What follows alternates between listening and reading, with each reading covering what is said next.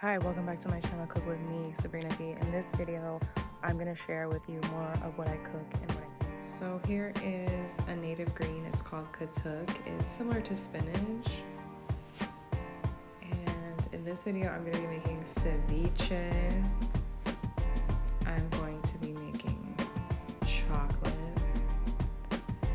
I am going to be making tortilla de yuca, or like a yuca flatbread. I really don't even know what to call this at this point.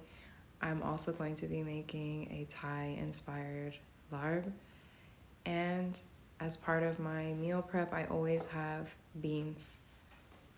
So I wanted to start off by sharing with you my produce order. I have some chayote, ginger, papaya, maracuya, passion fruit, plátano verde, and green plantain, potatoes, and I get an order like this every 2 weeks, and then I will go into town. I haven't filmed much out in the forest because I've felt up until this point that it was maybe an invasion of privacy, and I wanted to just do it with the most respect. But I feel really inspired to share the pieces of the forest and how beautiful. I don't have words. So if you're new to my channel, I'm just sharing this journey of decolonizing my spirit.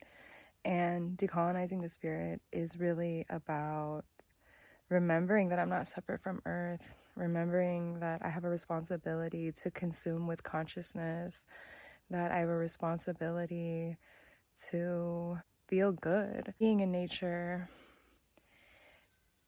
is such a gift, and she provides all that we could possibly ever need. And I feel really inspired to share that because for so much of my life I was disconnected from that. And oh no, there's a wild animal. Hang on. Leona. Oh, Leona. So here I have some beans that I soaked overnight. I'm adding a jalapeno and scallion garlic. They are frozen. I like to keep the scallion and the jalapenos frozen. They last really long time in the freezer, and this is the way I always have them for the beans.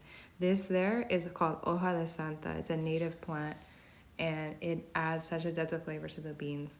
This is one of my favorite ways to eat beans, like the day that they are prepared. Eating them like this with the soup, with the tostada, with a little bit of avocado is one of my very, very favorite ways to enjoy beans. So the next thing that I'm gonna make is I'm gonna make chocolate. And I do not have any sort of a recipe or technique or feel qualified at all to like teach anybody how to do this. I just started like experimenting and like mixing things together, and somehow it works out. But I want to show you how I make it.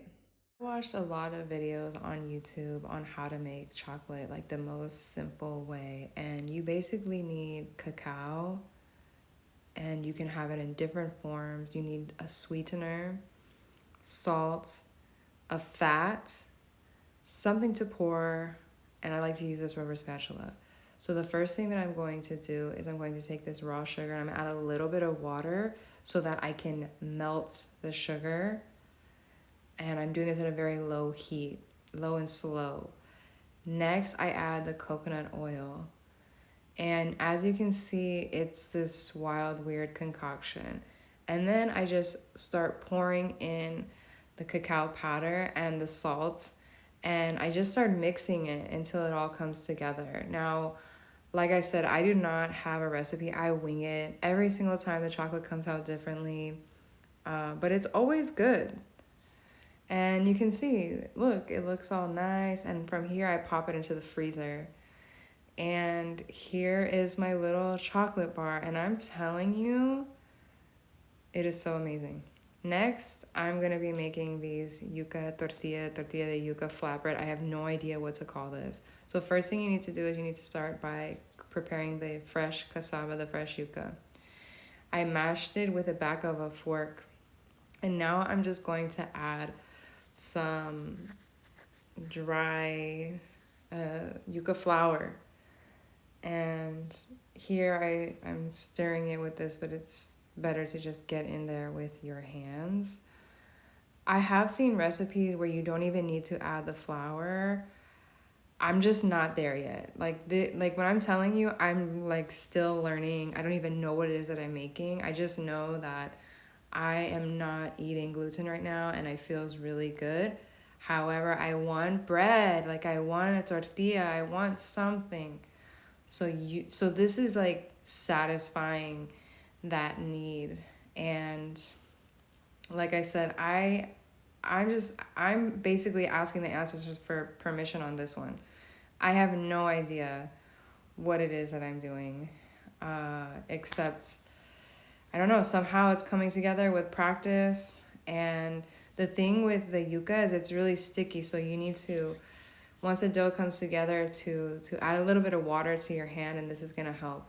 So I formed these by hand with a piece of plastic, and when I'm telling you, I was trying to film and it just didn't work. So I'm gonna film a whole video about that. Here they are. All right, next, ceviche. Now this recipe is the most basic, simple ceviche. Here I have some mahi mahi, and it looks like somebody took a bite out of it, but this is like kind of, I don't know, it's like the tail piece-ish. And so I'm cutting that part off, and I am allowing the fish to show me where it wants to be cut. I don't know if that makes any sense. That's what I was taught, and it makes sense when I cut fish.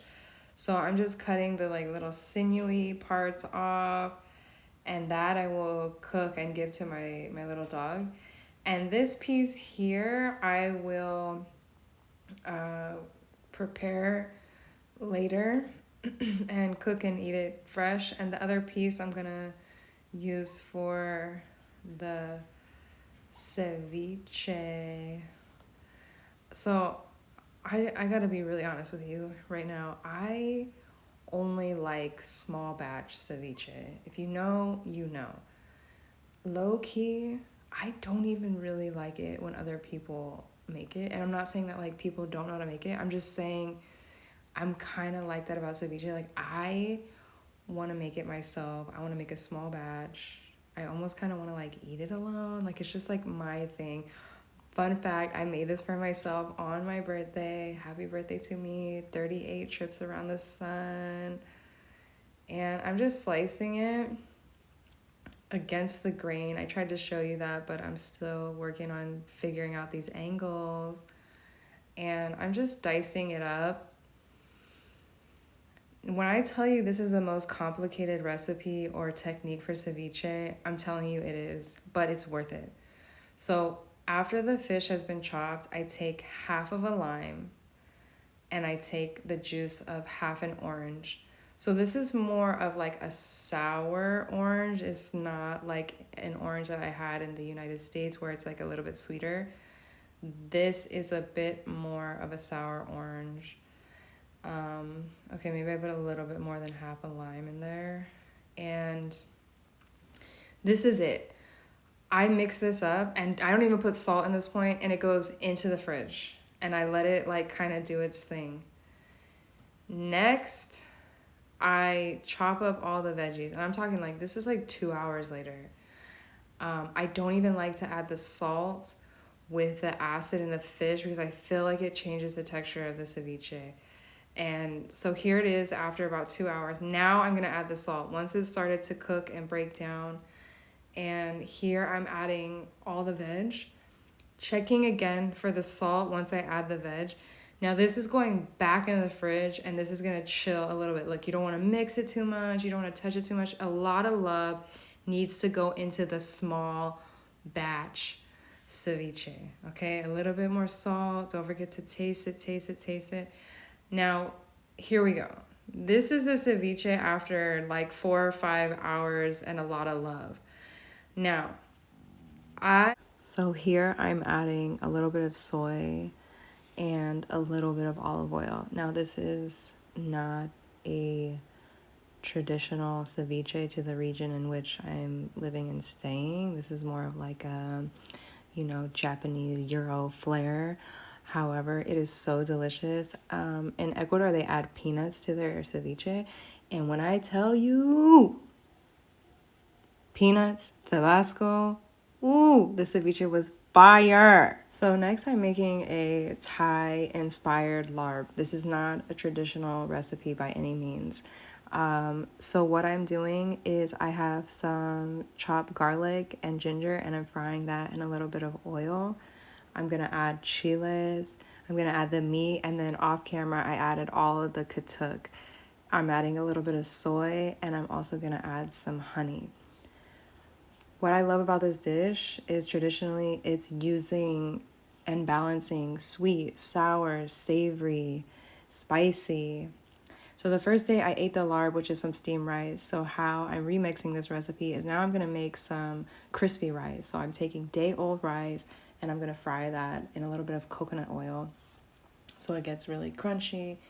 And I'm also adding a little bit of chile because I love it. And I'm gonna fry this. You wanna, when you're making toasted rice, crispy rice, you wanna be present. You gotta stir it the entire time, and you have to be present with it. And you can see how hot of a pan that this is. Next, I'm adding my meat mixture to this, and I paired it with, traditionally larb will be served with some lettuce, and I want that raw, crunchy element to this dish. So I'm adding what I have, which is some chayote, and I'm julienning this. And I'm going to also be serving this with some pickles that I made, some pickled cauliflower, which is going to give that sort of sour element. So, however, this is not a traditional larb recipe, mostly because I just didn't have the ingredients.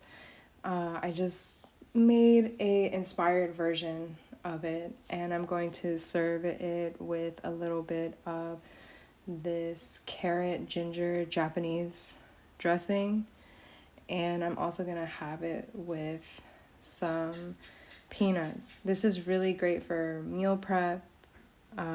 It lasts and it's so bomb. So this meal is inspired by Thai larb, and I obviously didn't use like the traditional herbs and things like that. However, it's giving, and there's so many flavors and textures in this dish.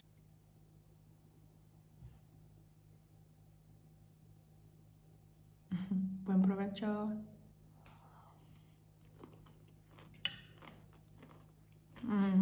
So amazing. It's like spicy, sweet, salty, crunchy. 10 out of 10. So I was talking with a friend the other day, and she's doing really beautiful work. She's part of the movement. What is a movement, you ask? Well, it's creating a new earth. The way that we've been living for the past 500 years is no longer alignment with the earth.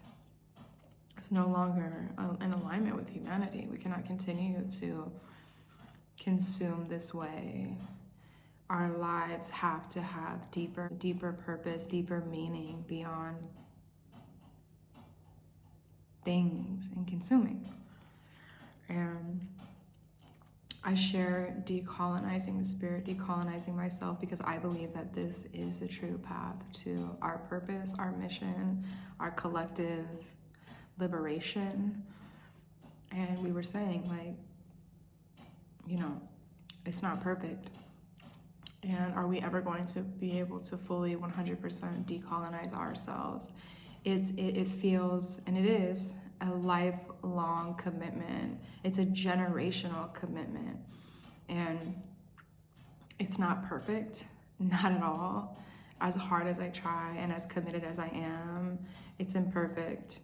And this is where we are in that story. We are rewriting that story. But I believe that it's very important that we continue to rewrite it. We make a difference. We make a conscious effort to do better and to be considerate of how we consume. And that's why I'm sharing this, because I feel, number one, this is part of my mission.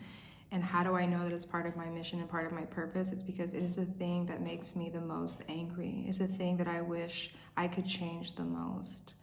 And as I have been on this journey of what does it mean to live in harmony with nature, what does it mean to decolonize myself, I've been able to access parts of myself that I didn't even know was available. I didn't even have any idea that I could feel this good in my own body, that life could be so beautiful and be filled with so much magic.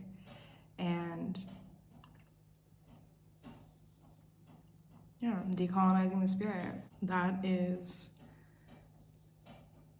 the revolution, you know, that is the work. And that's why I'm constantly talking and sharing about it. And I share about eating and remembering that food is medicine. It is here to nourish us. And it wasn't until I completely started detoxing from processed foods, acknowledging the addiction that I had to those foods, did I actually start to feel better and receive the medicine that food is. And you know, I see all these toxic diet trends, and I see there's a reason why the diets don't work, because we need to be willing to go to the root cause. We need to be willing to identify that, number one, there's an addiction. At some point, you were taught, I was taught, that if we didn't want to feel our feelings, we could simply eat them instead. And this is a culture that we grew up in. This is a culture that is still existing today. It's not how our ancestors were eating. It's not how food from nature is intended to nourish us. And so in order to stop eating our feelings, we have to be willing to go to the root cause, and we have to be willing to understand what was the emotional trauma that we were experiencing. How do we go through that process? How do we make peace with that? How do we let go? How do we look at that? How do we look at that? How do we free that part of ourselves? And maybe it was someone who had harmed us. Someone harmed me at a very young age. And I learned that if I didn't want to feel those feelings of shame, guilt, fear, I could eat my feelings. And then once I started to eat my feelings, I became addicted. I became addicted to certain foods. And so I had to be willing to unpack all of that. Those people that hurt me, they didn't have good teachers. Somebody had to teach them that. So imagine the monster that someone could be in order to hurt you. And it gave me a perspective of compassion, of like, I have to forgive those people, because number one, I'm not going to continue to exist as a victim. I'm a survivor. I survived that. It's time for me to let that go. These coping mechanisms that I developed, these eating disorder, the binge eating, the starving, all of that, the addiction, was me subconsciously punishing myself for the people that hurt me. So in order to free those parts of myself, those younger versions of me, the child in me, I had to be willing to forgive. I had to be willing to let it go. And I had to be willing to go from a victim to a survivor. And once I was able to click that way, I realized I could no longer continue hurting myself because someone in the past hurt me. So I realized I had to take responsibility. I had to detox. I had to start eating clean. I started to eat better. And just like any other sort of addiction, that process, you have to detox. You have to get those chemicals, those things out of your body. And the body will remember. The body is such a magical healing machine. The body has such an ancestral wisdom and a memory that when we put medicine, healing foods into our body, we can heal. And once we heal, I mean, the world opens up to us. The world starts to respond. The universe, God, whatever, starts to respond to the healed versions of ourselves. This stuff is really deep. You know, this stuff is really deep. And I see women in my family. I see women that I love so much who are really battling this and are really struggling with this. And it is what inspires me to create this content, because I can't have these conversations necessarily in real life. I can't be like, oh, the reason you're not losing weight is because, well, it's a trauma response. You're addicted to these coping mechanisms, and you're essentially punishing yourself for the trauma that you experienced as a child. Like, I can't just like throw that on to people. So that's why I put it here in these videos, because I know that I'm not alone. I know I'm not the only person that is going through this and struggling through this. And so anyways, thank you for watching this video. Thank you for being on this journey with me. And I meal prep and I prep foods in a really simple way, and I eat really clean and really simply. And number one, it's so good for my digestion. Like, when I tell you I eat and I don't feel anything in my stomach anymore, my stomach's not rumbling. Like, when it's time to go, I just go with nice, beautiful ease, and it's not this like crazy thing. So thank you so much for being on this journey with me. Thank you for listening. Thank you for subscribing. Thank you for sharing. And I just want you to know, if you're someone who finds yourself wanting to heal your relationship with food, you're not alone in this. I'm going to be offering 2 offerings where I'm going to be offering one-on-one sessions for people who really want to dive deep and who are ready to heal their relationship to food, who are really willing to go down this journey and this process of like, what does it mean to decolonize our spirit? I have no clue. I don't even know where to begin. It seems so overwhelming. So I want to start offering one-on-one sessions. And I also want to offer a group space where we can heal together as a community. I love so much group therapy, group spaces. Allowing myself to be seen in all of my mess and everything that I was going through was so liberating and so validating to be seen by other people who were going through what I was going through. So if you're interested in working with me, I'm creating a website right now. It's going to be up very soon. But in the meantime, if you're someone who's interested, check out my Instagram, Cook With Me, Sabrina B. I have an email link. Email me. Let's get in contact. Let's get in touch. So thank you so much for watching this video. Can't wait to see you in the next one. Ciao.